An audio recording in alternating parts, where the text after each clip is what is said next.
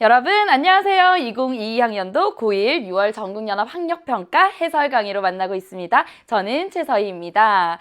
자, 여러분 저는 이 한마디로 시작을 하고 싶습니다. 신이 쉼표를 넣은 곳에 마침표를 찍지 말라. 제가 요즘에 흠뻑 빠져있는 책의 제목인데요. 고1 6월 학력평가는 바로 마침표가 아니라 쉼표다라는 생각이 들어요. 여러분 지금 잠깐 쉬면서요. 한번 돌아보셔야 됩니다. 자, 내가 이전에 공부했던 거 점검해야 될 게 뭐지? 보완해야 될 게 뭐지? 그런 시간으로 이번 이 시간을 잘 활용하셨으면 좋겠어요. 그리고 또 앞으로 나아가기 위해서 제대로 된 방향을 잡고 가기 위해서 에너지를 충전하는 그런 시간으로 활용하시기를 바랍니다. 자, 1부에서는요. 우리가 화법과 작문 그리고 언어라고 하죠. 문법을 같이 배우도록 할 건데요. 아마도 여러분이 수능을 볼 때는 이거 선택 과목이잖아요 라고 할 거예요. 그렇지만 고등학교 1학년이잖아. 우리 아직 확실하게 내가 어떤 성향인지 그리고 어떤 과목을 선택했을 때 유리한지 판단이 어려울 수 있습니다. 그래서 가능한 많은 문제에 여러분을 노출시켜서요. 제가 알려주는 그 각 과목의 매력 그리고 그 과목별로 접근하는 전략들을요. 여러분이 챙겨 가시기를 바랍니다. 그러면서 나는 이런 성향이야. 그래서 나는 이 과목을 선택하는 게 좋겠어 라고 여러분의 선택에 현명한 선택에 도움이 될 수 있기를 바라면서 힘차게 출발해 보도록 하겠습니다. 자, 먼저요. 1번부터 3번 화법 전형적인 세트예요. 자, 이 화법은요. 어떻게 공부를 해야 될까? 사실은 시간을 많이 줘요. 그리고 한번 풀어봐. 그럼 거의 다 대부분 정답을 맞힐 겁니다. 그래서요. 오답률 안에 들어가지도 않아. 그러나 문제는 뭐다? 그렇지. 이런 선택 과목에 있어서 시간을 줄이지 못하면 그렇지. 여러분 봤죠? 오답률이요. 높은 문항이 뒷번호가 많아요. 뒤에 어려운 문제를 다 넣어서 그럴까? 아니라는 거지. 시간에 쫓기기 때문입니다. 그래서 여기서 줄일 수 있는 만큼 시간을 훅 줄여야 됩니다. 그게 바로 효율적으로 시간을 사용하는 거고요. 전략이 필요하다는 거야. 자, 그래서 제가 이 첫 번째 세트를 가지고 어떤 전략으로 접근하면 좋을지를 보여드리도록 하겠습니다. 자, 풀어볼게요. 자, 이때 바로 1문단부터 들어가야지. 안녕하세요. 이렇게 들어가는 친구들 있을까요? 안 됩니다. 자, 어떻게? 먼저 발문부터 볼 거예요. 자, 1번 보니까 위 발표에 활용된 말하기 방식이지. 잘 생각해 보세요. 화법이라는 것은요. 말하는 사람이 있고 듣는 사람이 있고 말한 내용이 있단 말이야. 그렇기 때문에 그 각각이 하나하나 문제가 될 수 있습니다. 자, 당연히 1번은요. 화자에 대한, 말하는 사람에 대한 문제고요. 2번 한번 볼까요? 자, 학생이 말하는 사람이 자료를 제시했어. 그 자료를 어떻게 이해하고 있니? 어떤 목적으로 지금 활용하고 있니? 이거 물어보는 겁니다. 이해되지? 자, 3번은요, 여러분. 발표를 들은 사람이야. 누구예요? 청자지. 청자가 이런 말을 했대. 이거 제대로 한번 이해해봐. 물어보는 문제라고. 너무나 전형적인 문제. 이거 처음부터 끝까지 여러분 다 읽으셨나요? 자, 우리 지문요. 1문단부터 끝문단까지 빠짐없이 꼼꼼하게 읽으셨나요? 안 돼요. 자, 이거 옆에다가 먼저 필기해 놓고 갈게요. 제가 오늘 이것만큼은 꼭 전해드리고 싶습니다. 전략이에요. 바로 독수리 전략. 독수리 전략이 뭐예요, 선생님? 자, 화법과 작문에서는요. 독수리 전략이 필요합니다. 독수리 전략은요. 아주 빠르고 정확하게 먹잇감을 낚아채는 전략. 출제 요소를 파악하는 전략이에요. 자, 그것과 동시에 다 읽지 않고도 풀 수 있는 전략. 그걸 뭐라고 이름 붙였냐? 듬성듬성 전략입니다, 여러분. 자, 이름이 조금 재밌네요. 듬성듬성 전략은요. 읽을 부분만 골라서 읽고 내가 답 찾을 거야. 그래야 시간 안에 시간을 아껴서 답을 확실하게 찾을 수 있거든. 자, 가볼게요. 자, 말하기 방식에서 선택지를 보자. 자료에 출처를 밝혀라고 돼 있지. 여러분 잘 생각해봐. 출처를 정확하게 밝히면요. 신뢰성은 따라옵니다. 신뢰성이 뭔데? 믿을만한가란 말이야. 따라와요. 자, 발표 내용과 관련한 질문이라는 거지. 눈에 확 띄겠지. 우리 지문을 읽으면서요. 물음표를 찾아 들어가면 돼. 자, 질문을 하면요. 청중이 당연히 한 번 더 바라보게 되겠지. 그 질문의 내용에 대해서 한 번 더 생각하게 되겠지. 그러니까 주의 환기는 따라온다는 거야. 이해돼요? 지금 우리가 이 한 문제를 맞히는 게 우리의 목표가 아니야. 이 문제는 안 나올 겁니다. 이런 유형이 나왔을 때 어떻게 접근하는지가 훨씬 중요하다는 거야. 자, 발표 내용을 친숙한 소재에 빗대어 표현한 게 나왔는지 봐야 되겠죠. 자, 빗대어 표현하면 그냥 말할 때보다 훨씬 흥미를 자극할 수 있단 말이야. 뒤는 따라오는 거예요. 이해되시죠? 자, 이런 부분은 사실상 좀 내용 의존도가 높다고 해야 될까요? 내용을 좀 많이 이해를 해야 찾아낼 수 있는 부분이야. 자, 발표 내용의 순서를 안내하여 보세요, 여러분. 순서를 안내하면 당연히 청중의 입장에서는 발표 내용 예측할 수 있잖아. 이건 따라오는 거야. 그러면 순서를 안내하는 게요. 앞부분에서 안내할까? 발표를 다 끝내고 마지막 부분에서 안내할까? 당연히 이건 도입 부분에서 안내를 하겠지. 그러면 이 지문에 사실상은 발표문이지만 우리 손에는 지문으로 들어와 있지. 이 지문에 있어서 앞부분을 먼저 빠르게 훑어보면 된다는 거야. 자, 그 다음 발표 내용에 대한 청중의 이해도를 점검하며 발표를 마무리. 이게 포인트예요. 아, 선생님 마무리가 무슨 포인트? 이게 포인트예요, 여러분. 마무리, 마지막 문단을 보세요라는 힌트를 출제자가 담고 있는 겁니다. 한번 찾아가 볼까요? 자, 출처 같은 경우는요, 여러분 밝힌다고 생각을 해봐. 동그라미 동그라미 세모 기관에서 또는 동그라미 동그라미 뿅뿅 전문가 누가 이렇게 얘기를 할 거잖아. 근데 눈으로 빠르게 훑어봐. 자료가 있는데 표가 나와 있고요. 자료가 있는데 수식이 나와 있지. 식이 나와 있어요? 자, 그것 말고는 어떤 기호라든지 뭐 기관이라든지 나와 있지 않단 말이야. 아, 출처 밝힌 내용 없구나. 됐죠? 자, 발표 내용과 관련한 질문을 확인해야 되겠네? 그러면 질문은 물음표 따라가면 돼요. 바로 나오네. 자, 여러분은 성적표를 확인할 때 무엇부터 보시나요? 이렇게 물어보잖아. 물어봐. 그리고 나서 그 괄호 안에 보니까 대답을 듣고 또 반응을 하지. 아, 지금 선택지에는 나와 있지 않지만요. 이 화자는 청중과 아주 적극적으로 상호작용을 하고 있습니다. 묻고 듣고 그것에 따라서 대답해주고 있단 말이야. 자, 내 많은 친구들이 자신이 받은 원점수를 어쩌고 저쩌고. 그런데 또 곧 이어서 바로 뭐가 나와? 물음표 나옵니다. 평균 점수가 자신의 실력을 정확하게 판단하는 기준이 될 수 있을까요? 물어보고 있죠. 지금 내가 오늘 성적표 확인할 때 필요한 것, 봐야 할 것, 평균 점수가 어떤 의미를 가지는지 뭐 이런 것과 관련된 얘기를 할 건데 그것과 관련된 질문하고 있네요. 맞네. 당연히 주의 환기라는 건 주의를 불러일으킨다라는 거거든. 자연스럽게 따라오지. 답은 몇 번? 2번이다. 이렇게 가는 겁니다. 이해되지? 이게 바로 독수리 전략이고 이게 바로 듬성듬성 전략이라는 거야. 선택지를 가지고요. 이 선택지를 힌트 삼아서 나르는 독수리처럼 뽑아 읽어야 됩니다. 자, 처음에는요. 이게 뭔가 싶지만 여러분 나중에는요. 약간 중독된다. 중독처럼요. 화법과 작문 공부만 막 하고 싶어질 거야. 자, 계속 가볼게요. 자, 3번요. 발표 내용을 친숙한 소재에 빗대어 사실은요. 이건 좀 봐야 되잖아. 그럼 나머지 문제를 풀면서 어차피 뽑아 읽다 보면은 자연스럽게 내용을 알게 될 거란 말이야. 일단 비워놔. 그런데 사실은 실전에서는요. 2번이 너무나 확실하기 때문에 볼 필요도 없어요. 시간 단축하지. 자, 그 다음 발표 내용의 순서 안내. 앞부분 보세요, 여러분. 1문단, 2문단 그 표 아래까지 내려왔는데도 순서 안내 없이 바로 핵심 내용 들어갑니다. 자료 제시, 표 제시하고 있잖아. 순서 안내 부분 없어. 확인할 수 없어. 자, 그 다음 마무리 부분 볼까요? 마지막 문단. 지금까지 살펴본 것처럼 어쩌고 저쩌고 하면서 이제부터라도 꼼꼼하게 살펴보는 것은 어떨까요? 라고 질문의 형식으로 권유하고 제안하고 있지. 꼼꼼하게 살펴보는 게 어떨까요? 그러면서 이상 발표를 마치겠습니다. 그러면서 마무리해. 어때? 잘 이해하셨나요? 이런 부분 나와요? 점검하는 부분 없습니다. 답은 2번 깔끔하죠. 이거라는 거야. 이게 뭐야? 처음부터 끝까지 순서대로 꼼꼼하게 읽지 않아도 답 확인된다는 겁니다. 그 다음 문제 한번 가볼까요? 자, 2번 문제도 마찬가지다. 2번 문제도요. 학생이 제시한 자료에 대한 설명인데 이걸 딱 봤더니 선택지에 서술어를 보세요. 활용하고 있다, 활용하고 있다, 활용하고 있다, 활용하고 있다. 다 활용하고 있어. 아, 이거 자료 활용의 목적을 물어보는 거구나 라는 거 알겠지? 자, 일단 그거 딱 잡고 나서 기억 바로 찾아 들어가 보세요. 기억이 제일 위에 나와 있는, 윗부분에 나와 있는 표다? 그러면 다음 자료를 보시죠 하고 표를 줬단 말이지. 그 표에 대한 설명은 그 아랫 문단에서 이루어진다는 거야. 자, 그 다음 문단을 딱 봤더니 이 자료를 보면 이런 부분은 읽어줘야 되겠지. 아무것도 안 읽고 푸는 게 아닙니다. 읽을 부분만 골라서 읽어 내려가자는 거야. 자, 이 자료를 보면 A반의 국어와 수학 시험 평균 점수가 65점으로 갔대.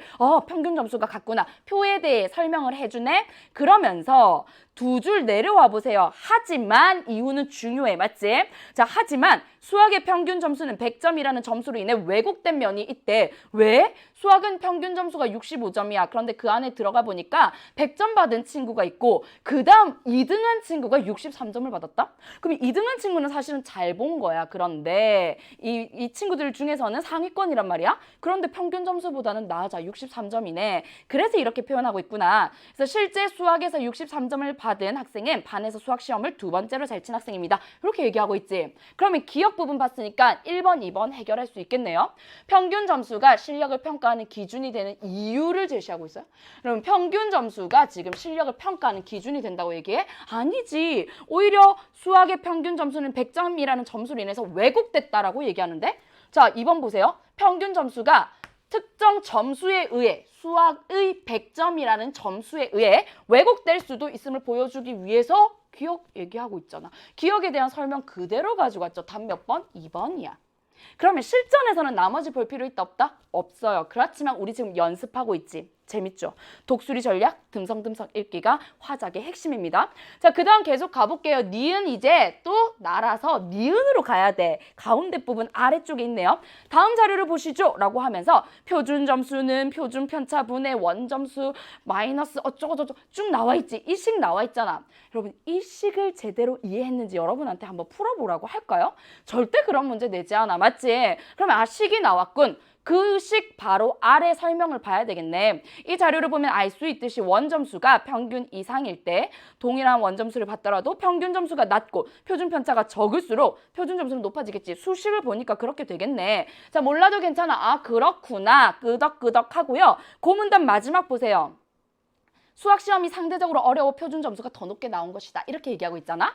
그러면 결국에는 니은을 활용한 이유는 뭐지? 아, 표준 점수라는 것이 뭔지, 어떤 과정에서 산출되는 건지를 보여주는 식이구나 라는 거 알 수 있지. 보세요. 표준 점수와 백분위의 장단점 얘기하고 있어요. 말도 안 돼. 맞지? 자, 자신보다 낮은 점수를 받은 집단의 비율. 여러분, 자신보다 낮은 점수를 받은 집단의 비율을 뭐라고 하는데, 여기 보면요. 백분위라고 나와 있어요. 맞지? 그러면 백분위를 구하는 방법을 소개하고 있어? 아닌데? 표준 점수를 구하는 방법인데? 말도 안 되지. 자, 평균 점수와 표준 편차에 따라 원점수가 변할 수 있다는 것을 설명하기 위해서 니은을 활용하고 있다? 여러분, 원점수가 갑자기 왜 변해? 내가 받은 원점수는 그대로지. 이런 내용에서 완전 불일치한단 말이야. 아주 쉽게 답 2번 나옵니다. 나도 이거 맞췄어. 여러분 많이 맞췄을 거야. 근데 여기서요. 시간을 누가 얼만큼 단축했느냐가 중요하다는 거야. 자, 세 번째 문제 가볼게요. 세 번째 문제는요.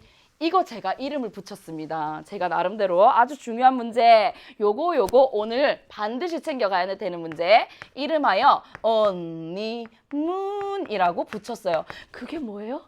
only you 아니고요. 문, 오직 문제라는 거야. 이건요. 지문 내용과 관계없다. 그냥 오직 이 문제 안에서 답을 찾을 수 있는 only 문이고요. 화법과 작문에서는 우리에게 선물과 같은 그런 존재입니다. only 문 문제 되게 많이 나와요. 볼래?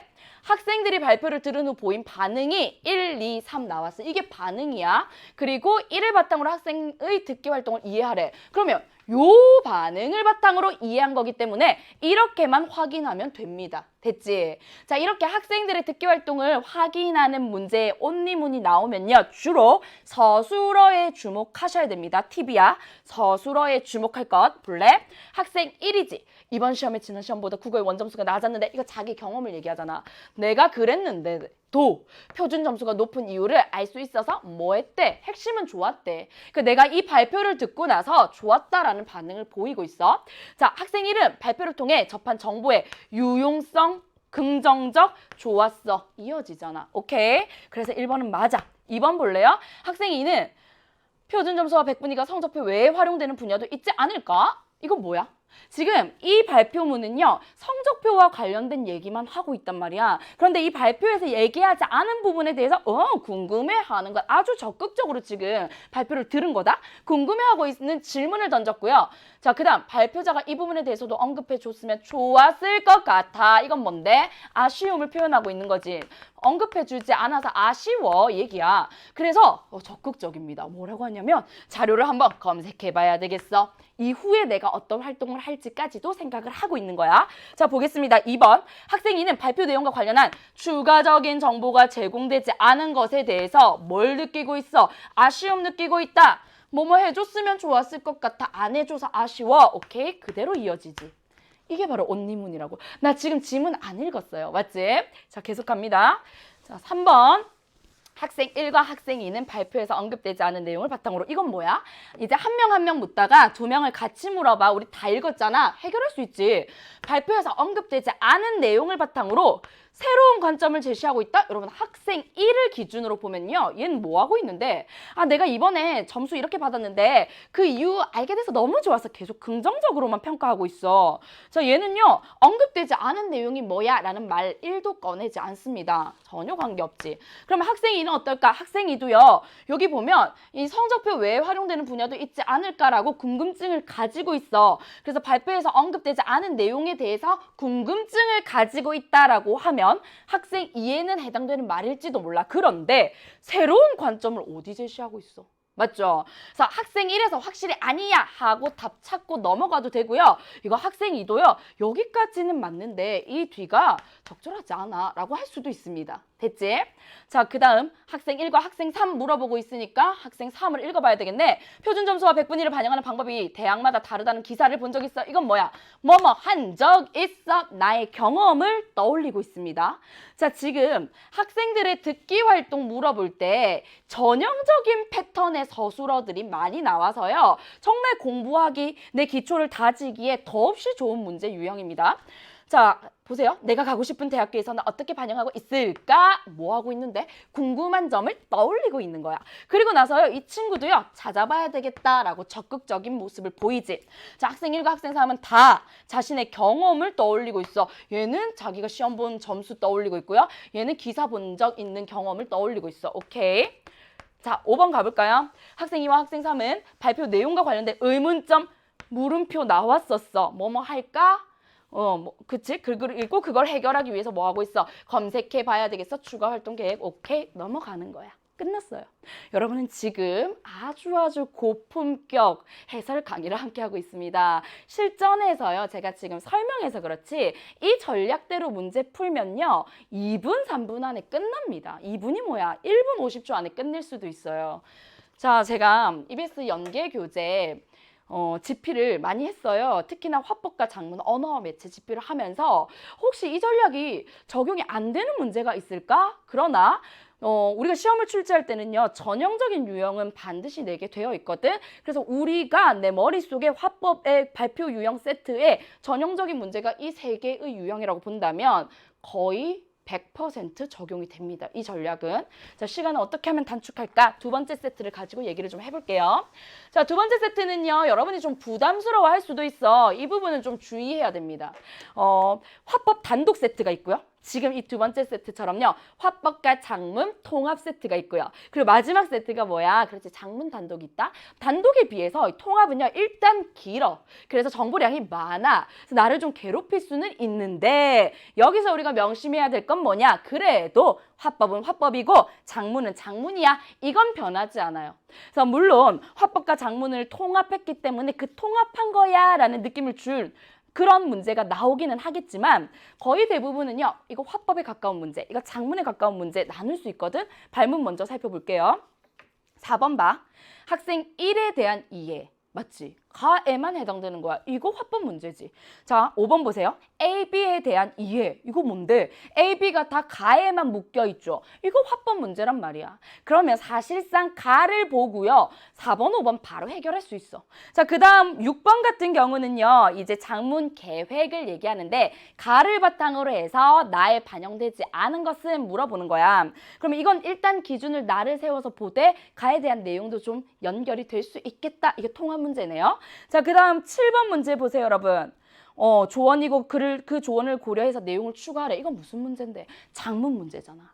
자, 화법은 화법, 작문은 작문이라는 거야. 자, 그러면 다시 문제 한번 볼게요. 4번에서요. 학생 1에 대한 이해를 물어봤어. 그러면 이 가에서요. 학생 1만 뽑아서 보면 됩니다. 그러나 이 학생 1을 딱 봤더니 윗부분에 되게 많이 나오고요. A랑 B로 묶인 부분은 다시 누구로 바뀌어? 학생 2지. 그래서 이 4번에요. 1번부터 5번까지 5개의 선택지가 사실상 나올 부분이 많지 않아.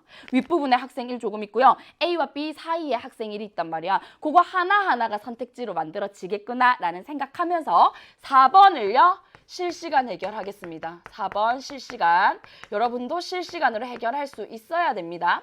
자, 처음에는 낯설 수 있지만 이런 연습이 계속돼서 문제를 좀 더 높은 곳에서 내려다볼 수 있어야 돼. 자, 가봅시다. 학생 1이요. 이제 앞부분은 웬만하면 읽는 것이 좋아. 왜냐하면 시험 상황이 두렵기도 하고 떨리기도 하고 부담스럽기도 하기 때문에 앞부분에서 이거 어떤 목적으로 지금 만났고 대화를 나누는구나 라는 건 알 수 있거든. 자, 보세요. 안녕하세요 하면서 해양 생태계 보전에 대한 관심과 노력을 촉구하는 글을 동아리 소식지에 싣기 위해 이거 뭐야? 목적이 나왔네. 박사님을 찾아뵈었습니다. 아하, 이거 인터뷰잖아. 맞지? 인터뷰의 핵심은요. 질문자를 따라가라입니다. 인터뷰는요. 질문자를 기준 삼아서 질문자가 이끄는 대로 가다 보면요. 답이 나와. 빨리 찾을 수 있어. 질문자는 지금 학생 1이야. 답변자는 박사지. 그럼 이 학생 1을 따라가면 되고요. 그런 의미에서 4번 문제가 만들어진 거란 말이야. 자, 학생 1의 말하기 방식. 얘 뭐 얘기하고 있어? 동아리 소식지에 실기 위해서 박사님을 찾아뵀대. 아, 목적 얘기하고 있네. 자, 4번에 1번 보세요, 여러분. 상대방에게 인터뷰를 하게 된 목적을 밝히고 있다. 이거 4번에 1번 이 부분에서 확인할 수 있잖아. 오케이. 자, 그 다음. 또 바로 학생 1이네. 저희가 준비한 질문을 드리겠습니다. 얼마 전에 바다 사막화로 인한 해양 생태계 위기가 심각하다는 자, 보세요. 무엇을 보며 이건 누구야? 내 경험이란 말이야. 자, TV 뉴스를 보며 바다 사막화가 무엇인지 궁금했던 적이 있었어. 내 경험을 바탕으로 얘기하고요. 그래서 무엇을 질문하냐? 바다 사막화가 뭔지 개념 설명을 부탁드려도 될까요? 라고 질문하고 있지. 그리고 나서 4번에 2번 보세요. 자신의 경험을 바탕으로 얼마 전 TV 뉴스에서 보고 궁금했어요. 경험 맞지? 자, 알고 싶은 정보를 상대방에게 뭐 하고 있어? 부탁드려도 될까요? 질문하고 있잖아. 아, 이게 4-2번의 답을 확인할 수 있는 지점이구나. 됐지? 자, 그러니까 박사가 이런 거 봐. 물론이죠. 바다 사막화란 이런 거구나. 이런 공부 나중에 하세요. 지금 문제 풀 때는요. 바다 사막화란 이런 거야. 개념 설명하고 있구나. 됐지? 이 질문에 대한 답변 제대로 잘하고 있네. 자, 탄산칼슘으로 뒤덮인 곳은 해조류가 살 수 없는 환경. 힘들구나. 그래서 바다가 황폐화됐어? 그걸 바다 사막화라고 불러. 이거 바다가 눈물. 유유. 유는 이거죠? 유유하고 울고 있는 거. 딱 떠올리고 넘어가면 됩니다. 맞지? 우리는 학생 1을 따라가고 있어. 지금 학생 1이 그 말을 듣고요. 그렇군요. 그럼 바다 사막화는 탄산칼슘의 영향이 크기 때문이라고 봐도 될까요? 이거 출제자의 의도가 담겼다라는 거 여러분 딱 잡아낼 수 있어야 돼. 냄새가 난다. 출제 요소일 것 같다. 왜? 보세요. 보통은요. 그렇군요. 하고 끝나야 되는데 한 번 더 질문을 하고 있어요. 뭐라고 하냐면 박사님의 말을 듣고 보니 바다 사막화라는 것은 탄산칼슘의 영향이 크기 때문이라고 볼 수 있을 것 같은데 그래도 되나요? 네, 이해한 게 맞나? 라고 물어보고 있어요. 그쵸? 자, 그렇다면 4번에 3번 보세요. 상대방이 설명한 내용에 대한 바다 사막화에 대한 자신의 이해가 적절한지 확인하고 있죠. 무엇을 통해서? 질문을 통해서. 그래서 4-3번 여기서 확인할 수가 있겠네요. 자, 그리고 나서 딱 봤더니 이제 학생 일이 없어졌단 말이야. 왜냐? A, B에서는요. 또 A, B를 물어보는 문제가 단독으로 나와 있어. 그럼 우리 잠깐만 여기 학생 1을 찾아서 가볼게요. 학생 1 보세요. 그렇군요. 뭐라고 박사님이 딱 다 얘기를 하고 나서 A 뒷부분입니다. 자, 탄산칼슘이 많이 석출되는 것은 이산화탄소의 용해도가 낮아진 것 때문이군요. 자, 듣고 이해한 바를 자기의 말로 표현하고 있는데 이 말은요. 바로 위에서 누가 얘기한 거냐? 박사님이 말한 거다. 자, 바닷물에는 다량의 이산화탄소가 있어 탄산칼슘이 많이 녹아있다. 그러면서 이산화탄소의 용해도가 낮아져서 탄산칼슘의 석출이 가속화되는 거다. 그랬더니 탄산칼슘이 많이 석출되는 것은 이산화탄소의 용해도가 낮아진 것이기 때문이군요. 이건 뭐야? 결국 위에서 한 말을 그대로 받아냈지. 이걸요. 화법에서 개념어로 뭐라고 얘기하냐면 재진술이라고 하고요. 선택지에서 재진술이라는 표현 앞으로 공부하면서 상당히 많이 만날 거거든. 알아두세요. 위에서 말한 걸 이해한 바대로 받아내고 있습니다. 자, 그러면 바다 사막화로 인한 해양 생태계 위기에 대해 말씀해 주시고 이를 막기 위한 노력들도 말씀해 주시겠어요? 궁금한 점 또다시 질문하고 있단 말이야. 그러면 4번에 한 번 더 확인해 볼까요? 4번에 4번 보세요, 여러분. 상대방이 발언한 내용을 재진술하면서 오케이? 추가적인 질문 하고 있지. 재진술 추가 질문 4-4번 확인 가능. 그러면 답은 몇 번이야? 4번의 답은 5번이거든? 상대방이 언급한 정보를 바탕으로 자신이 가졌던 생각이 수정되었음을 드러내고 있다? 그러면 이 이후에 학생 1을 찾아가야 되는데 학생 1 안 나와요.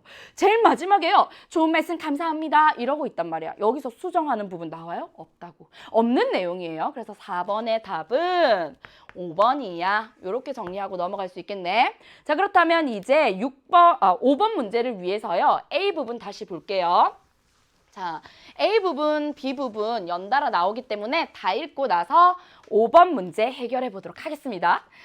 자, 학생 1이요. 이제 뭐 이렇게 얘기했고, 그러니까 학생 2가 A 부분에 등장했어. 자, 그러면 탄산칼슘이 왜 이렇게 많이 석출되는 것인지 궁금한데, 자, 왜 이렇게 많이 석출되는지 그 이유를 설명해 주시겠어요? 라고 부탁드리고 있지. 그러니까 박사가 그러죠 하면서 막 이런 설명하고 있어. 그러면 우리는요, 이름 사실 어렵잖아. 발음하기도 어려워. 탄산칼슘이 석출되는 원인으로는 이렇게 AI처럼 읽어 내려가지 말고요. 그냥 석출되는 이유 말해주고 있구나. 됐지. 자, 그러면서 또 전문가들은 지구온난화로 인한 수온 상승 때문에 어쩌고저쩌고 이런 것도 문제가 되는구나. 그러니까 지구온난화, 탄산칼슘의 석출이 증가 이런 문제들에 대해서 얘기를 하고 있어. 자, 그 다음 A 계속 이어집니다. 학생 2가요. 수온 상승으로 탄산칼슘의 석출이 증가한다는 말이 잘 이해가 안 된대. 봐, 출제 냄새가 난다. 이렇게 접근할 수 있어야 된다고. 여기 이 부분을 보니까요. 갑자기 이 친구가 자기가 이해가 안 된대요. 앞에서요. 수온이 상승해서 탄산칼슘 석출이 증가한다고 말을 했나 봐. 그 말이 나는 잘 이해가 안 돼. 그래서 무엇을 요구하고 있지? 좀 더 자세히 알려주시겠어요? 나중에 보세요, 여러분. 5번 문제예요. 요거 출제자들이 절대 가만두지 않습니다. 왜냐? 5번 문제를 위해서요. 정말 머리를 쥐어 짜내서 만든 그런 문장이거든. 저 자신의 이해 안 되는 부분을 확인하고 있어. 다시 질문하고 있어. 그러니까 그 부분에 대해서 좀 더 자세히 알려주고 있네요. 탄산칼슘은 이산화탄소가 들어있는 물에 잘 용해되는데 어쩌고저쩌고. 그런데 이유는 눈여겨봐야 돼. 지구온난화에 따라서 수온이 상승하면서 이산화탄소의 용해도가 낮아져서 그래서 석출이 가속화되는 거래. 지구온난화라는 것이 탄산칼슘의 석출을 증가시키는데 그렇기 때문에 이런 이유로 영향을 주고 있구나. 됐지? 자, A 부분 끝났어요. 자, 그 다음에 우리 B 부분 가볼까요? 여러분 실전이라면 5번을 지금 실시간으로 5번에 1번, 2번은 해결할 수도 있어야 됩니다. A 부분에 해당되는 선택지니까. 그러나 우리는 지금 문제 풀이를 하고 있으니까 B까지 다 볼게요. 자, 박사님이 또 대답을 해요. 네, 해조류는 바다 생태계에 어쩌고저쩌고 쭉 하면서 바다 사막화로 이러한 해조류가 사라지게 되면 문제 상황이지. 그러면 해양 생물들이 살 수 없고 그러면 해양 생태계 파괴가 돼. 계속해서 문제 상황, 해양 생태계 파괴까지 얘기를 하고 있어. 그러니까 공감하고 있습니다. 심각하군요. 자, 그렇죠. 그래서 육지 사막화를 막기 위해서 나무를 심는 것처럼 바다의 사막화를 막기 위해서 뭘 하고 있다? 바다 숲을 조성하고 있고요. 이 문제에 대한 무엇을 얘기해주고 있어? 해결을 얘기해주고 있어. 지금 우리가 하고 있는 해결 방안에 대해서 얘기를 하네. 자, 바다 숲을 조성하는 것 하나. 그 다음, 국민들에게 해양 생태계 보존의 중요성을 알리기 위해서 바다 식목일을 제정하여 알리는 것 하나. 그렇지. 이런 것들이 해결 방안으로 지금 활용되고 있구나 알 수 있고요. 듣고 보니 더 많은 관심을 가져가야겠다는 생각이 듭니다. 저희도 힘을 보탤 수 있게 생활 속에서 실천할 수 있는 방법 알려주세요 라고 부탁드리고 있네요. 자, 그러니까 이제 마지막 부분에 뭐 이렇게 이런 실천 방안이 있어요. 실천 방안 얘기했군 하고 넘어가는 거야. 자, 그리고 나서 이제 4번은 아까 실시간으로 해결했죠. 답 5번이었습니다. 자, 우리 5번 보겠습니다. 5번. A, B에 대한 설명. A 부분 잘 보세요. A에서 학생 2는 질문을 통해 박사가 설명한 내용에 여러분 타당성, 지금 적절한 거 찾는 거다. 요거 알아두세요. 타당성이라는 말을 앞으로 계속 만나게 될 거야. 화법과 작문에서는요. 이 말이 정말 신뢰성, 타당성, 공정성 핵심 키워드입니다. 자, 타당하다라는 것은요. 주장과 근거의 연결고리, 그 주장을 뒷받침하는 근거의 연결고리가 납득이 될 만하다, 합리적이다, 고개가 끄덕끄덕 거려진다라는 측면이 객관이에요. 그렇기 때문에 이 학생이가요, 박사가 설명한 내용의 타당성에 대해서 문제를 제기하려면 뭐라고 얘기해야 되냐면 박사님이 지금 제시한 그 근거는 적절하지 않은 것 같은데요와 같이 의문을 제기해야 된단 말이야. 그런데 A에서는요, 여러분 전혀 그런 부분 없지. 계속해서 무엇을 요구하고 있는데 궁금한 점이 있어야 설명 부탁드려요. 계속 설명을 요구하고 있습니다. 그래서 이 부분 해당되지 않아. 이해되지? 자, 그 다음에 A에서 박사는 학생 E의 요청에 따라 앞서 자신이 설명한 내용을 보충하고 있다. 답이 나왔네. 답이 이렇게 바로 나옵니다. 왜? 앞에서요, 우리가 출제 냄새가 난다 했잖아. 그게 뭐였어? 자, 학생이가요, 제가 이런 부분에 대해서 지금 잘 이해가 안 되는데 좀 더 자세히 알려주시겠어요? 라고 하니까 바로 네, 어쩌고 저쩌고 알려줬잖아. 설명한 내용을 보충, 좀 더 자세히. 오케이? 실전이면요, 끝났어. 넘어가. 시간 줄어들겠지. 그러나 우리는 연습 중이야. 나머지도 한번 확인해 볼게요. 어떤 식으로 적절하지 않은 선택지를 만드는지도 여러분이 눈여겨서 주의 깊게 계속 살펴봐 두세요. 자, A에서 박사는 학생의 이해를 돕기 위해서 관련 설문자료 활용. 잘 봐.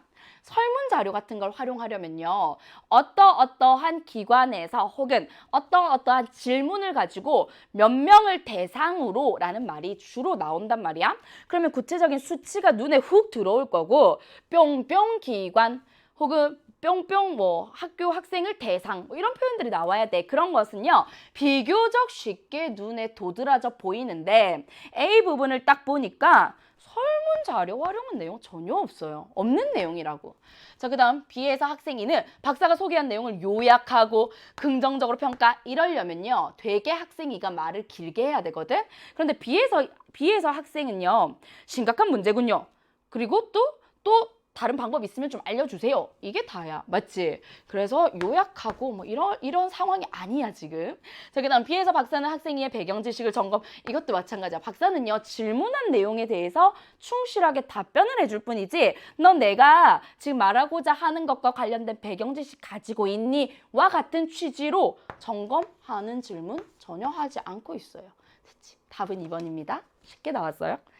자, 이제 우리 나를 한번 가볼게요. 화법은 화법답게 풀었고요. 이제 두 문제가 남아 있는데 나를 이해하면서 풀 수 있을 문제입니다. 나는요, 이 가의 내용을 바탕으로 학생 1이 쓴 글이래요. 자, 초고라는 것은 언제든지 수정 가능한 글이야, 맞지? 자, 이런 것도요, 제가 어떻게 읽으라고? 처음부터 끝까지 난 성실하니까 안 돼. 우리는 아주 민첩하게 똑똑하게 꼼꼼하게 읽어야 할 부분만 뽑아서 읽을 거야. 전략적으로. 이거야, 전략. 독수리처럼. 됐지? 자, 보세요. 항상 이런 장문의 글을 읽을 때는요, 아무리 전략적으로 읽는다 하더라도 첫 문단 혹은 첫 문장은 읽어주는 것이 우리의 심적 안정을 위해서도 좋고요, 글의 방향을 짐작해보는 팁이 되기도 합니다. 자, 최근 바다 사막화 현상의 확산으로 해양 생태계 위기가 심각해지고 있다. 심각한 상황. 바다 사막화는 이거 뭐야? 이게 뭔지에 대해서 개념을 풀어주고 있구나라는 거야. 이런 현상을 말한다. 아하, 오케이. 여기까지 이해되지? 자, 그 다음에 이제요, 듬성듬성 읽는 걸 보여드릴 거예요. 자, 각 문단의 첫 번째 문장과 마지막 문장을 중심으로 읽되 나머지 부분에서 눈에 혹시라도 들어오는 부분이 있으면 뽑아봐라. 이 정도인데요. 한번 해봅시다. 탄산칼슘은 바다 환경을 황폐화시켜 해조류가 생존할 수 없는 환경으로 만드는데 이거 문제래. 자, 그러면서 쭉 보니까 전문가들은 특히 이런 표현들 주목해서 봐야 되겠지. 바다 사막화의 주요 원인으로 지구온난화에 따른 해수온도의 상승을 지목하고 있고요. 탄산칼슘은 온도가 낮은 바닷물에 많이 녹아 있는데 그래서 지구온난화가 문제가 되는데 지구온난화로 인해서 속도가 빨라진대. 뽑아 읽었지. 문제 상황이야. 됐어? 자, 그 다음요. 그 다음 문단 가볼게요. 바다 사막화는 생태계 파괴로 이어질 수 있다는 점에서 심각성 매우 크대. 자, 여러분 보세요. 심각성이 커. 이거 문제 상황이야. 그러면서 따라서 마지막 문장 볼게요. 해양 생태계 보전을 위해서 바다 사막화에 대한 대책 마련 절실해. 심각하니까 대책 필요하겠지. 그러면서 여기 뭐라고 하냐면 마지막 문단에서 이렇게 받아내고 있어. 이런 문제를 인식하고 우리나라에서도 여러 대책을 세워서 추진하고 있다. 그러면 당연히 그 뒤는 어떤 대책 얘기해 주겠지. 대표적으로 2009년부터 구체적인 숫자가 나오네. 와, 구체적인 수치를 가지고 바다숲 조성 사업에 대해서 설명하고 있고 이렇게 확인하는 거야. 그리고 여기 보세요. 2013년에 5월 10일 뭘로? 바다식목일의 구체적인 날짜를 알려주고 있어. 끝. 자, 그러면 문제 가봅시다. 실은요, 이 문제를 먼저 보고 역으로 지문으로 들어와도 됩니다. 우리 화법 첫 번째 세트를 풀었던 것처럼요. 보세요. 바다 사막화의 개념을 서두에 제시한다고 했지. 앞부분을 보는 거야. 우리 근데 앞부분 봤잖아. 뭐였어? 일문단에서 바다 사막화란이라고 개념 제시하고 있어. 오케이, 반영됐어요. 자, 그 다음. 바다숲 조성 사업과 관련하여 사업 추진 현황을 제시해야 되겠어. 바다숲 조성 사업 이거 마지막 문단에서 봤죠. 그러면서 지금 어떻게 추진되고 있는지를 구체적인 수치를 가지고 얘기해주고 있습니다. 4문단에서. 오케이. 자, 바다식목일이라는 말 딱 보는 순간 내가 아까 읽으면서 구체적인 수치 읽었잖아. 언제였어? 제정된 날 구체적으로 제시. 마지막 부분에 보니까 2013년에 5월 11일 여러분 알아두세요. 5월 10일이 바다식목일이래요. 네, 저도 이 지문을 통해서 처음 알았네요. 네, 반성합니다. 제시해야 되겠어. 확인했잖아. 자, 바다의 탄산칼슘을 증가시키는 연안 개발 실태를 보여줄 수 있는 자료. 어떤 개발 실태를 보여줄 수 있는 자료가 나오려면요. 이거 꽤 구체적인 수치나 혹은 뿅뿅 기관의 연구 자료와 같은 기호가 같이 나온다고. 우리 쭉 듬성듬성 읽어봤지만 이런 부분 있었어? 없었어? 없었어. 그럼 답은 4번이 아닐까라고 하고요. 하나 남았으니까 이거 하나 정도 확인해주면 확실해지겠지, 답이. 자, 탄산칼슘이 석출되는 원인 중 박사님께서 말씀하시는 건 왜 다른 원인들을 조사하여 추가로 제시해야 되겠어? 이건 뭔데? 이게 바로 가나의 연결된 지점인데요. 가에서 우리가 박사님이 이런 게 문제라고 원인 탄산칼슘이 증가하는 원인이라고 얘기를 했어. 그걸 보니까 이 문단 보세요. 이 문단에 탄산칼슘의 석출이 증가하는 이유라는 거 우리가 아까 동그라미 치면서 읽었지. 그때 지구온난화 해양 오염 이 얘기는 가에서 아까 문제를 풀면서 자연스럽게 내 잔상에 남아있다? 이건 박사님이 한 얘기 맞아. 그런데 그 뒤에 이어지는 해조류의 남획, 해조류를 먹고 사는 해양동물의 급증 이런 얘기는 들어본 적이 없어. 이게 추가된 거구나. 오케이. 내용 의존도가 비교적 높은 선택지였어. 그래서 답은 4번 확실해. 이렇게 가는 겁니다. 이해되시죠? 그 다음에 여기서요. 답과는 무관하게 제가 출제자의 입장에서 팁을 하나 드리자면 이거 봐. 다 지워볼게요. 뭐가 보이는지 보세요. 이 선택지의 길이가 어때? 이 선택지의 길이가요. 점점 어떻게 돼? 길어지지. 길어진다 점점 길이 순으로 배열했다라는 것은 내용의 흐름 순이 아닐 가능성이 높다라는 거야. 이해돼요? 길이 순으로 배열했다는 것은요. 이게 꼭 1문단, 이게 꼭 2문단, 이게 꼭 3문단에 나오는 게 아닐 가능성이 높다는 거야. 만약에 이걸 길이 순이 아니라 막 들쑥날쑥해 순서가. 그러면 이거 지문의 흐름 순서대로일 가능성이 매우 높습니다. 꿀팁이지? 예, 이런 팁들도 여러분 제가 계속해서 챙겨 드릴 거예요. 자, 이제 7번 가볼까요? 이 화작 통합 세트에서의 마지막 문제인데요. 7번을 보니까 이걸 제가 또다시 이름을 붙입니다. 언니 문이라고. 언니 문제로만 답이 나온다고. 왜 그런지 보세요. 나를 읽은 학생 조언을 했어. 이를 고려하여 나의 내용을 뭐 하래요? 추가하래요. 뭘 바탕으로? 조언을 바탕으로. 그럼 조언이 뭔데? 조언이 이거잖아. 이걸 바탕으로 한 내용이란 말이야. 그럼 당연히 여기서 이렇게 확인만 하면 답 나오겠네. 이해돼요? 자, 그럼 답을 한번 찾아보도록 하겠습니다. 해당 독자가 우리 학교 학생 드림을 고려할 때 글의 끝부분에 바다 사막학교 우리의 삶과 관련된 문제라는 점. 자, 이게 첫 번째 조건이야. 일종의 이 조언이요. 조건의 역할을 합니다. 자, 그 다음 바다 사막화를 막기 위한 구체적인 실천 방안을 제시하래요. 자, 이게 두 번째 조건이네요. 그러면 선택지에 이 1번과 2번 조건을 다 갖추고 있는 걸 찾으면 된다는 얘기야. 이럴 때는요. 기준을 하나 세워. 내가 더 쉽게 찾아낼 수 있는 것. 나는요.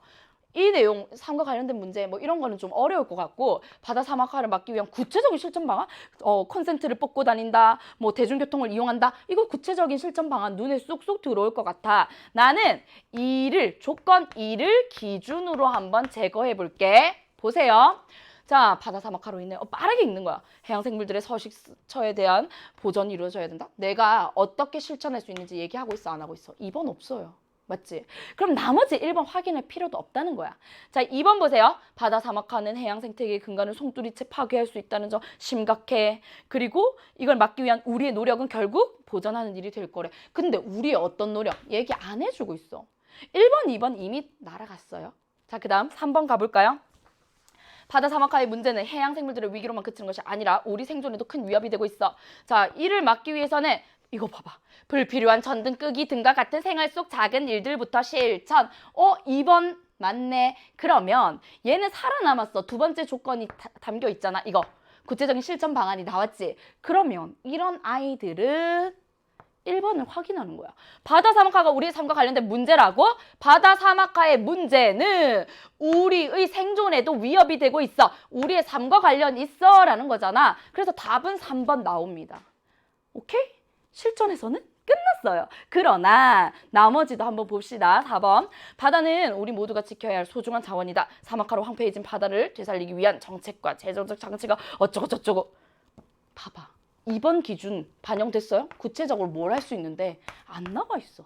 4번도요. 구체적인 실천 방안이 없어서 볼 필요가 없어요. 자, 5번 볼까요?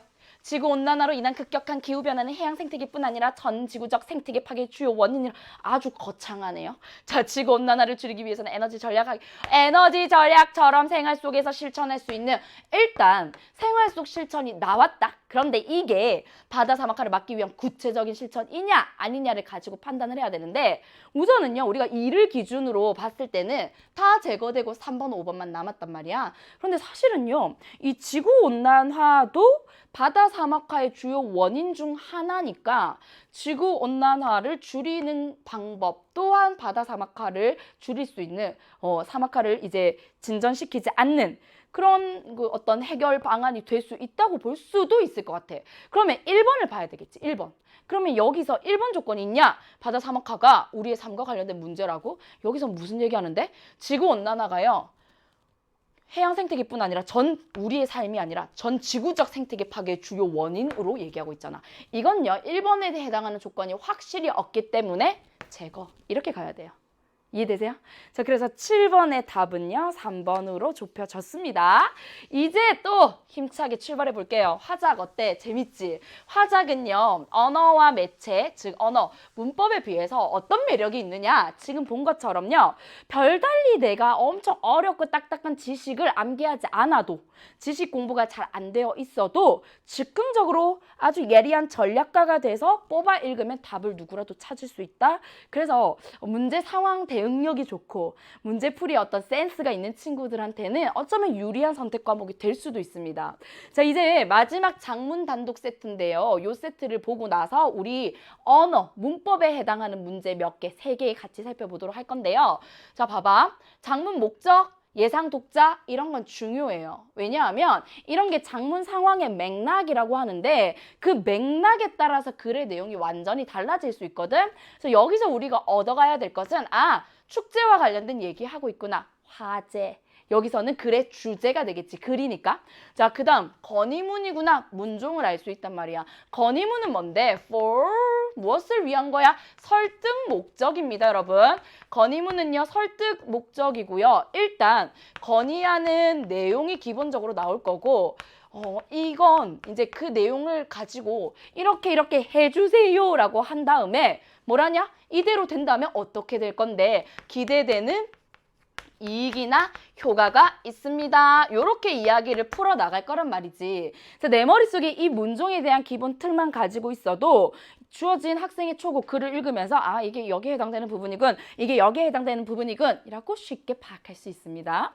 자, 발문을 먼저 빠르게 보면요. 일단 여기 작문 상황 파악했지. 그리고 나서 발문을 보면 이 또한 전형적으로 우리가 정말 기초를 탄탄하게 다져 나가기에 더없이 좋은 문제란 말이야. 8번이요. 글쓰기 전략 물어본다. 작문 단독에서 글쓰기 전략 정말 많이 물어봐. 이것 또한 뽑아서 읽는 것 확인해 볼 거고요. 9번 뭐야? 자료 활용 방안이지. 자료 활용 방안은요, 기본적으로 문제의 덩치가 커요. 그래서 많이들 부담스러워하지만 자료 활용 방안도 쉽게 접근하는 원리가 있어요. 팁이 있습니다. 꿀팁 대방출할 거야. 자, 그 다음 10번 문제는요, 고쳐 쓰기잖아. 그리고 딱 밑줄 그어서 이 각각을 물어보고 있지. 이런 건요, 읽으면서 그때그때 실시간 해결하는 거야. 그래서 저는 10번 문제를 실시간 해결하도록 하겠습니다. 자, 보자. 가봅시다. 자, 안녕하세요. 저는 미래기술연구 동아리 부장 뿅뿅입니다. 얼마 전 동아리 담당 선생님으로부터 어쩌고저쩌고 해서 축제 얘기. 그래서 저는 여기가 중요한 거야. 어떤 내용을 건의하냐면 이전에 열려진 축제 형태가 아니라 메타버스를 활용한 새로운 형태의 학교 축제를 건의드린다. 핵심을 바로 얘기하고 있어. 메타버스라는 것을 활용해서 축제 한번 해봅시다 라고 얘기합니다. 그러면 10번에 1번 실시간 해결해야 되겠죠. 자, 열다에다가 열린이라고 하면 되는데 리에다가 또 뭐까지 결합됐어? 어지다까지 결합됐지. 자, 리에다가 어지다 동시에 결합됐어. 이거 뭐라고 해? 두 개가 동시에 결합돼서 비동을 만들어. 이중비동. 이중비동을 사용하면 안 돼. 그래서 이거 열린이라고 해야 돼요. 하나를 빼야 됩니다. 그러면 이 10번에 1번 맞네. 오케이. 자, 그 다음 이제 건의 내용 파악했고요. 두 번째 문단 이어서 갑니다. 메타버스를 활용하면 실제 학교와 유사한 가상 공간 속에서 학생들이 가상인물인 아바타로 어쩌고저쩌고 이거 뭐야? 아, 우리 이거 막 꼼꼼하게 다 안 봐. 메타버스를 활용하면 내 건의 내용대로 된다면 이렇게 좋은 효과가 있을 거야. 얘기하지. 기대되는 이익 효과를 얘기하고 있고요. 저는 중학생 때 메타버스 제작 체험을 해본 적이 있었는데 자기가 중학생 때 했던 체험을 끌어와서 상대를 설득하고 있어. 자, 이 경험이 학생들도 메타버스를 충분히 만들 수 있다는 생각을 하게 되었다? 좀 이상하죠. 어색하지. 바로 10번에 2번 보세요. 문장의 호응을 고려하여 이 경험을로 수정하는 거야. 이 경험을 학생들도 메타버스를 충분히 만들 수 있다는 생각을 하게 되었다? 더 이상한데요? 이 경험을 통해 나는 이런 생각을 하게 됐다라는 거지. 그러면 10번에 2번은 고친 내용도 잘못됐어. 그래서 답은 2번이야. 이렇게 체크하고요. 이제 10번 더 볼 필요도 없어. 선생님, 그래도 전 너무 불안해요. 그러면 읽으면서 나올 때마다 나머지는 좀 비교적 가벼운 마음으로 한번 바꿔서 이해해보면 됩니다. 자, 그러면 결국에는 내가 생각하는, 내가 건의하는 이 내용이 받아들여졌을 때 얻을 수 있는 기대, 효과를 얘기하면서 자신의 경험을 끌어오고 있구나. 자, 넘어가요. 자, 메타버스로 학교 축제를 운영하는 것에 대해 비용 문제. 자, 학생들의 저조한 참여, 걱정할 수도 있어. 자, 뭐예요? 예상되는 문제점, 우려점입니다. 그걸 얘기하면서 그거 학생들이 제작에 참여하면 되고요. 봐보세요. 비용이 들지 않는다는 것을 알게 됐대. 아, 이런 방식으로 해결할 수도 있고요. 저희 동아리 부원들은 전문가와의 만남 행사가 유지되었으면 합니다. 갑자기 툭 튀어나와 있어. 뭔 말이야? 그렇지. 주제에서 벗어난 문장이 쏙 들어갑니다. 이거 우리가 통일성을 저해하는 문장이다 라고 얘기를 해요. 이것도 개념어입니다, 여러분. 통일성을 저해하는 문장은 당연히 삭제해야 되지. 10번에 3번 보세요. 글의 흐름에 맞지 않는 문장이므로 삭제한다. 됐지.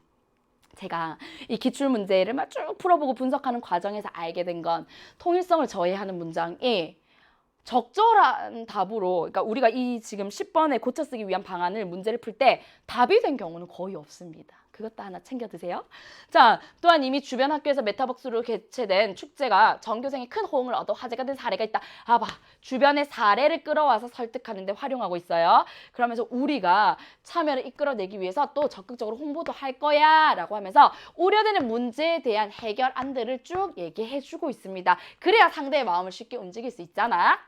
자, 메타버스를 활용하여 축제를 운영하면 학생들이 어떤 점이 좋아? 이런 효과가 있어요. 시공간의 제약 없이 자유롭게 만나서 소통할 수 있고요. 그리고 또한 메타버스에는 미래의 사회의 핵심 기술들이 활용되어 있지만 리을 뭐야? 연결 어미가 어색하기 때문에 있음으로. 맞지? 있음으로로 바꾸니까 더 자연스럽지. 핵심 기술들이 활용되어 있으므로 학교 축제를 즐기면서 변화하는 미래 사회에 대응할 수 있는 역량. 자, 결국에는 쭉 읽어보면요. 뭐냐면 그래, 좋아. 건의가 수용됐을 때 우리가 얻을 수 있는 효과, 기대, 이익 이런 것들이군. 됐어요? 자, 바램이 아니라 바람이지. 그런 것 정도는 외워두세요. 자, 끝났어. 그럼 10번 문제 자연스럽게 해결했고 지문 다 봤다? 그러면 8번 문제 한번 볼게요. 이제 이 선택지에서 어떤 부분에 주목해야 될까? 이런 것들 중심으로 제가 말씀드릴게요. 자, 예상 독자와 함께 했던 경험을 언급하며 자, 많은 친구들이요. 아, 경험 언급했어! 경험 언급하면 공감대 형성할 수 있어. 함께 했던 경험이니까. 그런데 함께 했던 경험이 아니라 그렇지, 중학생 때 저의 경험입니다. 얘기하잖아. 그래서 이거 아니야. 건의사항이 받아들여지지 않을 경우 발생할 수 있는 문제점. 만약에 우리 이 축제가 메타버스를 활용하는 방식으로 이루어지지 않는다면 이런 문제가 생길 거야? 그런 얘기 전혀 안 하고 있잖아. 자, 건의사항과 관련된 통계 자료 봐. 이런 말이 나오면요. 구체적인 수치가 나와야 된다. 그런데 여기 보니까 구체적인 수치 보이나요? 눈으로 빠르게 쭉 스캔해 보세요. 없어. 이런 건 빠르게 확인할 수 있는 부분. 자, 속담을 활용하여, 여러분 속담 활용하려면요. 주로 이렇게 따옴표가 나옵니다. 따옴표로 이런 말이 있듯이 뭐 이런 식으로. 자, 없어. 속담 활용한 부분도 없어. 자, 예상되는 우려와 그것을 해소할 수 있는 방안을 제시하여 건의사항의 실현 가능성 얘기하고 있잖아. 이러이러한 문제점 걱정할 것 같아요. 참여도 저조할 수 있고 비용도 문제 될 거라고 생각할 수도 있어요. 그러나 이런 방안이 있어. 학생들이 직접 만들고 그리고 홍보해서요 참여율 높일 수 있어요. 뭐 이렇게. 답은 5번. 됐지. 끝났어요. 자, 그 다음 이 9번 문제는 얘들아 9번 문제는요.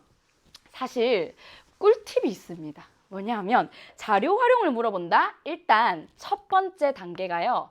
자료 주어진 이 보기 안에 자료 자체에 대한 핵심, 자료 자체에 대한 이해를 먼저 해야 돼요. 자, 그걸 바탕으로 선택지를 제거할 것 제거해 나가.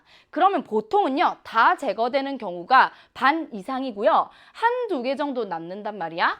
그러면 만약에 한두 개 정도 남으면 그때 이제 두 번째로 적용할 게 본 지문의 내용, 글의 내용을 바탕으로 내용에서 벗어나는 건지 아닌 건지를 판단하면 됩니다. 이해되지? 제가 지금 여기에 별표 딱 붙일 거야. 이거 정도는요, 여러분이 알아두세요. 요거 덩치가 큰 자료 활용 문제가 나왔다고 해서 겁먹을 필요 없다는 거야.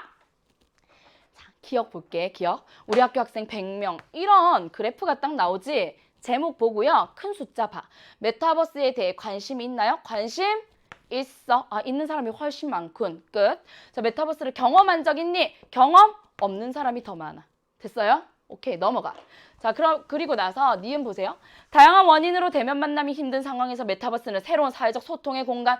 딱 이거 읽는 순간에 아, 메타버스에 대해서 이 전문가는 긍정적으로 얘기하고 있어. 맞지? 자, 이 메타버스 내 공간에서 학생들이 언제 어디서든지 자유롭게 만날 수 있고 이런 장점도 있고 그러면서 얘도 얘기하고요. 이러한 메타버스에서 활동 내용은 데이터로 있으므로 영구적으로 보관도 할 수 있어. 긍정적인 점을 쭉 얘기하는 전문가의 말이구나. 신문 기사 보세요. 뿅뿅고는 메타버스를 활용하여 학교 축제를 성공적으로 개최하였다. 아, 성공적으로 개최한 사례를 보여주고 있구나라는 거 체크하고 넘어가면 됩니다. 그러면서 여기 보면요. 축제 자료를 내년에도 활용할 수 있어서 매우 만족스럽다. 이거 뭐가 보여요? 따옴표. 참여한 학생의 말도 들어가 있네요. 만족도도 높대요. 됐어? 자, 그리고 나서 선택지 볼게요. 봐봐. 일단 자료의 핵심이냐 아니냐를 가지고 제거해 볼게요. 기억-1을 활용하여 이 기억-1은 메타버스에 대한 관심 물어봤어. 자, 둘째 문단에 이거 지금 집착하지 말라는 거야. 이거 있잖아. 기억-1도 보고 둘째 문단에 올라가서 또 확인해보고 이렇게 되면 시간 2배, 3배 늘어나는 건 문제도 아니야. 자, 이건요. 1단계를 한 다음에 제거할 것 제거해서 좁히고 남은 아이들 가지고 이게 이 문단에 들어가기에 적절한지 아닌지를 판단하면 돼요. 알겠죠? 자, 학생들이 메타버스에 대해 많은 관심을 보이고 있음을 수치로 구체화. 자, 어떻게? 여기 그대로 나와 있네. 수치가 75%가 관심 있다고 했으니까 가능하지. 자료의 핵심만 읽었어. 자, 니은을 활용하여 니은은 전문가 인터뷰 내용. 자, 메타버스가 시공간에 제약 없이 소통하는 공간으로 활용될 수 있는 얘 얘기해주고 있잖아. 여기서 언제 어디서든 자유롭게 만나서 학급 회의를 하고 어쩌고 저쩌고. 오케이. 자, 우리 지금 적절하지 않은 것 하나만 찾으면 됩니다. 자, 디귿을 활용하여 셋째 문단에 학생들이 직접 메타버스를 만들어 비용을 절감한 사례. 이게 디귿의 핵심 내용 아니었니? 맞아요. 오케이. 자, 니은 디귿을 활용하여 넷째 문단의 메타버스로 축제를 운영할 경우 관련 자료를 이후에도 활용할 수 있다는 장점이야. 자료를 이후에도 활용할 수가 있대. 니은에서는 뭐라고 얘기하냐? 마지막 문장에 자료를 영구적으로 보관할 수도 있다라고 했고요. 디귿의 신문기사에서는요. 이 학생의 말에서 마지막 문장에 내년도에도 활용할 수 있어서 매우 만족스럽다 나와 있지. 오케이. 이렇게 가는 거야. 자, 그 다음 기억에서 이거는 경험이 없다라는 수치가 많았지. 그리고 디귿 이걸 활용해서 메타버스를 경험해보지 못한 학생들이 기존의 축제보다 메타버스를 활용한 축제를 더 선호한다. 이런 자료가 어디 있어? 기존의 축제보다 비교해서 이게 더 좋아. 그런 자료가 어디 있냐고. 없어요. 답은 5번입니다. 이렇게 가는 거야. 이해돼요? 요거 아는 친구와 모르는 친구는 하늘과 땅 차이야. 자, 이거 여러분 이제 알았어요. 괜찮아. 이제 여러분은 정말 강력한 무기를 가지게 된 겁니다. 자, 이렇게 해서요. 10번 문제는 읽으면서 우리가 실시간으로 해결했지. 자, 10번의 답은 몇 번이었어? 이 경험을 동해가 돼야 돼서요. 요거 적절하지 않아. 답 2번이었습니다. 자, 끝났어요. 화법과 장문이란 건 이런 거야. 맛 봤지? 그럼 이제 언어의 매력에 빠질 시간입니다. 자, 언어 가볼게요. 언어를요, 제가 11, 12, 2세트를 별을 붙일 겁니다. 그 이유는 어려워서가 아니야. 실제로는요, 여러분 11번이 오답률 13위에 있어요. 막 그렇게 어렵진 않았지만 뭐 그렇다고 쉽진 않았어. 그 이유는 아마도 이 개념을 아직 공부하지 않았거나 또는 길어서 그냥 심리적으로 이미 압박을 받았거나 그런 것 같아. 그런데 괜찮아요, 여러분. 이거 제가 별을 붙인 이유 2개 붙여야지. 예, 그 이유는요. 공부하시라고요. 이 정도는요. 정말 기본 중에 기본 개념이고 이 개념 체계만 머릿속에 딱 들어와 있지? 문제 보는 순간 답 나온다고. 이게 언어의 매력입니다. 진입 장벽이 높아. 공부할 게 많긴 많아. 화작이랑 비교했을 때. 그렇지만 한 번만 제대로 공부해두면 여러분 그 수능 개념 국어 단판에요. 10개의 강의로 언어와 매체를 끝내고 있거든. 그렇게 한 번만 힘들지만 딱 공부해 놓으면요. 보는 순간 답 이거 나온다고. 자, 그렇게 우리 내가 공부하는 용도로 이 지문을 활용하시면 되겠어요. 보자. 자, 우리말에는 다양한 유형의 된소리 대기에 대한 얘기를 하는구나. 자, 우선 특정 의문 환경에 예외 없이 일어나는 경우가 있대. 자, 받침 그, 느, 무 뒤에요. 그, 느, 부스, 즈 얘는요 막 외울 필요 없어. 얘는요 다 된소리의 짝꿍이 있는 자음. 이란 말이야. 예사소리야. 이게 올 때는요 예외 없이 계속 얘기하고 있죠. 예외 없이 된소리 대기가 일어난데 사실은요 이렇게 긴 지문은 사실 고마운 이유가 예시까지 풍부하게 제시해 주거든. 봐. 받침이 그드부로 끝났고요. 바로 뒤따라 위에 나오는 게 된소리 짝이 있는 예사소리다. 그드브 스즈. 자, 그렇다면 얘네를 된소리로 만드는 것은 예외 없이 언제나 일어나는 불변의 진리라는 거예요. 요거 하나 알아두세요. 그래서 예시를 보니까 국밥. 기역 다음에 비읍이 나왔지. 그래서 국밥이라고 됐고요. 걷다도 마찬가지야. 그드브 할 때 디귿 받침 다음에 디귿이 나왔으니까 따라고 발음하는 거야. 끄덕끄덕. 오케이. 그런데 두 번째 문단을 잘 봐. 두 번째 문단은요 좀 달라. 의문 환경이 같더라도요 예외 없이 일어나는 게 아니야. 어떤 경우냐면 된소리 대기가 일정하지 않은 경우가 있는데 다른 조건이 충족될 때 된소리 대기가 일어나는 경우래요. 그러면서 첫째, 둘째 이렇게 가잖아. 번호 매겨야지. 자, 이 경우는요. 요 조건이 충족되는 경우에 한해서만 된소리 대기가 일어난대. 자, 첫 번째는 뭐냐? 용언, 어감, 받침, 니은, 미음이야. 용언이 뭔지 알지 얘들아? 동사와 형용사입니다. 자, 용언은요. 어간과 어미로 이루어져 있어. 자, 활용할 때 변하지 않는 부분을 어간이라고 하는 것까지는 알고 있지. 먹다, 용언이야. 동사지. 먹다, 먹고, 먹으니. 먹은 바뀌지 않아. 그럼 먹이 어간인 거야. 다, 고, 은이. 얘네는 다 어미란 말이야. 자, 오케이. 그러면 용언, 어간에 니은, 미음, 니은, 미음. 자, 여기 니은, 지읒 받침도 해당되고요. 리을, 미음 받침도 해당된대. 이 뒤에 된소리의 짝이 있는 예사소리가 오면은 된소리가 대기가 일어난대. 오케이? 그러면서요. 예를 보세요. 나는 신발을 신고 갔다라고 안 해요, 여러분. 어떻게 신고 갔다라고 하지? 왜 얘 꼬라고 해? 얘는요. 신다, 용언이고요. 용언의 신이라는 어간이 미음으로 끝났잖아. 여기에 해당되네. 이 조건 충족되네. 자, 그래서 신고로 발음돼. 그런데요, 나 습득물을 신고할 거야. 나 112에 범죄자를 신고할 거야 할 때 신고할 거야 이렇게 안 하잖아. 똑같이 니은 기억인데 얘는 왜 된소리가 안 돼? 이건 명사잖아. 용언이 아니잖아. 어간이 없잖아. 이해되지? 그래서 요 어간, 니은, 미음이란 요 조건, 첫 번째 조건입니다. 자, 그 다음 두 번째 읽어볼까요? 둘째는요, 한자어라는 조건이에요. 한자어. 아하, 두 번째는 한자어에서 리을 받침 뒤에 일어난대. 그러면 얘는요, 고유어 안 돼. 한자어 중에서도요, 리을 뒤에서 일어나는 경우야. 예를 들어서 물질이라고 표기하지만 물질이라고 된소리로 발음해. 왜? 한자잖아. 됐지?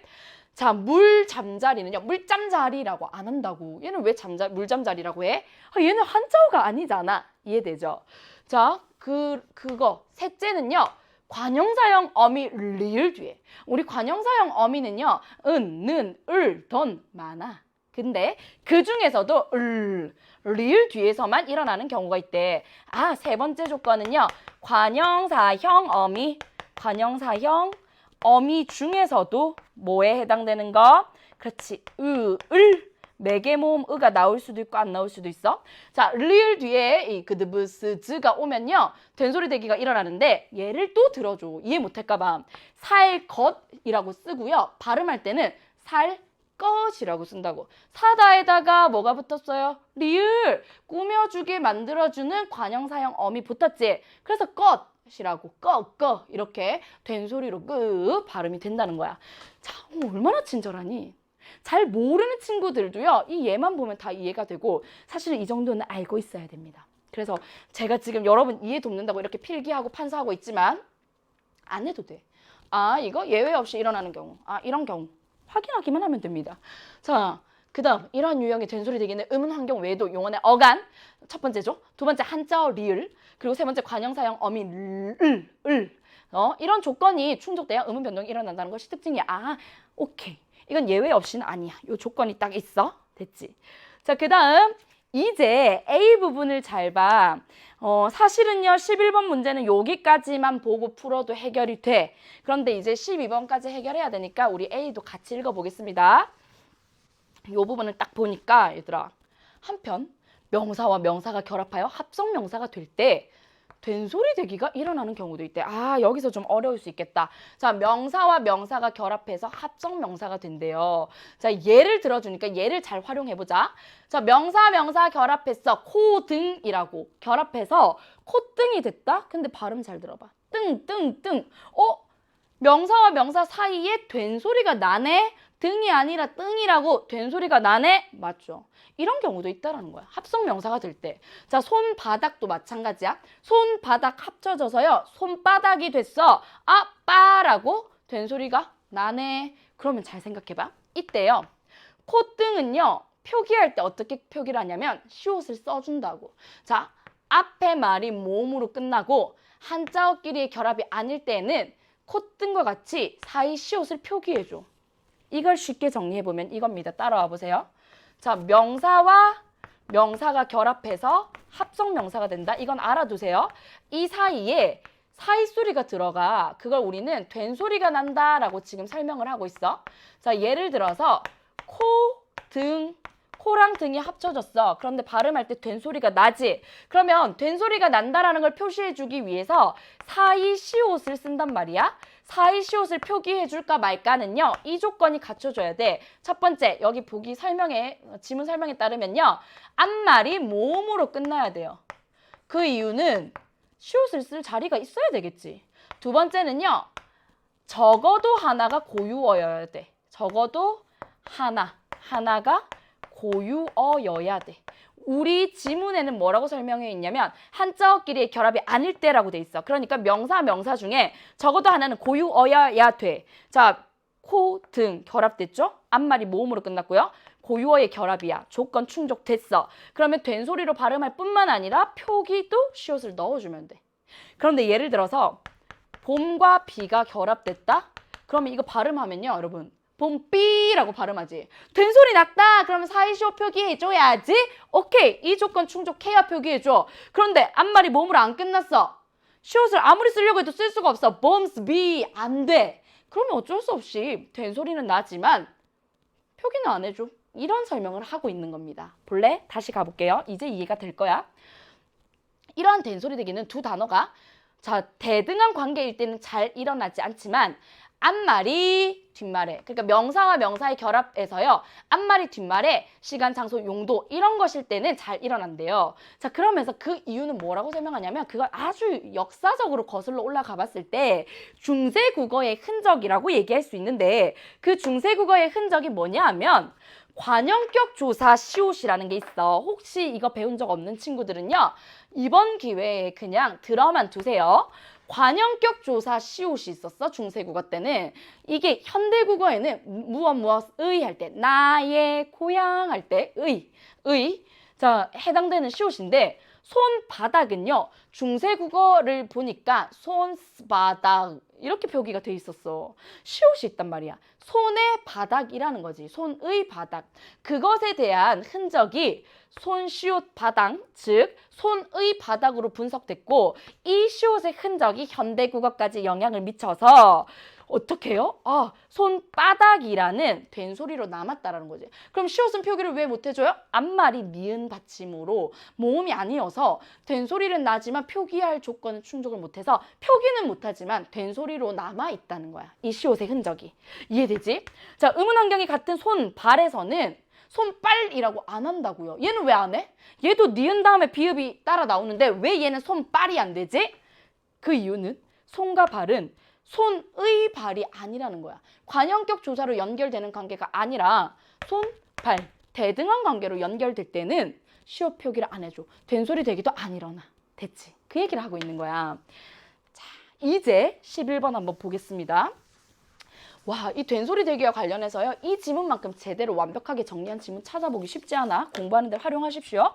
자, 밥을 먹다, 눈을 감다에서 일어난 된소리 대기는 용언에서만 일어나는 유형이다. 이거 주의해야 돼. 잘 봐, 얘들아. 우리 예외 없이 일어나는 건 뭐라고 했어요? 그드브 다음에 나타나는 것. 맞지? 그때는 예외 없이다. 여기 먹다 할 때 뒤에 디귿. 예외 없이 일어나는 거야. 얘는요. 밥을 먹다는 예외 없이 일어나는 경우. 그런데 눈을 감다는 미음이지. 감다, 감고 어간의 미음으로 끝났지. 자, 용언 어간이 니은이나 미음으로 끝났을 때 그건 이 조건이야. 용언 어간이라는 조건. 그래서 용언에서만 일어나는 유형에 해당되는 건요. 감다라는 동사만 해당이 되는 거지. 먹다는 그드브 다음에 된소리 대기이기 때문에 예외 없이 일어나는 것. 와, 적절하지 않은 거 바로 답 나왔어. 이렇게 쉬울 수가. 1번이 답인 경우 잘 없는데 아주 쉽네요. 자, 그 다음 이거 봐. 말 다툼과 달리 밀도. 이거 뭐야? 딱 봐도 한자어잖아. 한자 줬어요? 된소리 대기가 일어나는 이유는 얘는 한자어니까 리을 다음에 일어난 거야. 우리 있는 그대로 읽어줬지. 두 번째 한자어 리을. 됐지? 자, 납득과 같이 비읍 받침 뒤에 디귿이 오는 의문 환경에는 예외 없이 뭐라고요? 그드브 뒤에 올 때, 그러니까 비읍 뒤에 올 때 오케이. 맞지? 자, 솔개와 달리 줄 것, 이거 솔개라고 안 해. 맞지? 그런데 얘는 줄 것이라고 하잖아. 그 이유는 이렇게 수식해주네. 이게 관형사형 전성 어미 리을입니다. 이거 여기에 해당되지. 3번에. 관형사형 어미 리을에. 그래서 관형사형 어미라는 조건 때문이다. 오케이. 자, 삶과 죽음의 삶과는 달리. 자, 삶과 죽음 할 때 삶과는 달리 고기를 삶고라고 하죠. 여기서는 고기를 삶고. 여러분 삶은 고기 좋아하시나요? 고기를 삶고라고 안 해요. 꼬라고 안 해? 얘는 왜 된소리가 나? 그렇지. 얘는 뭔데? 리을미음 여기에 해당돼. 용언이잖아. 용언이기 때문에 오케이. 그대로 읽었어. 일치 불일치 문제야 사실은. 자, 그 다음 12번 가볼게요. 12번.